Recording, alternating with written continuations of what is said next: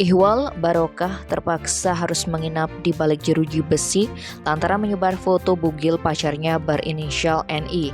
Kasat Reskrim Polres Buleleng Hadi Masika Jumat 1 Juli siang mengatakan Ihwal dipenjara karena terjerat Undang-Undang ITE. Penyebabnya karena dia menyebarluaskan foto bugil korban di khalayak publik.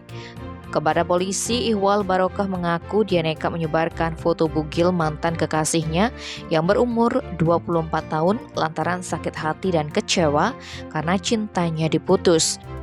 Ia mengaku mendapatkan foto korban saat melakukan panggilan lewat video call, lalu secara diam-diam Ihwal melakukan tangkapan layar di HP-nya dan menyimpan foto korban. Menurut Ihwal, korban dikenalnya di kafe Tuak di wilayah Kelurahan Penarukan Buleleng. Kemudian mereka menjalin asmara selama 7 bulan.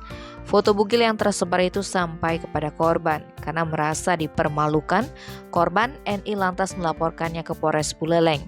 Setelah dilakukan tracing sosial media, pelaku akhirnya ditangkap pada tanggal 3 Juni 2022. Tim Bali Express melaporkan.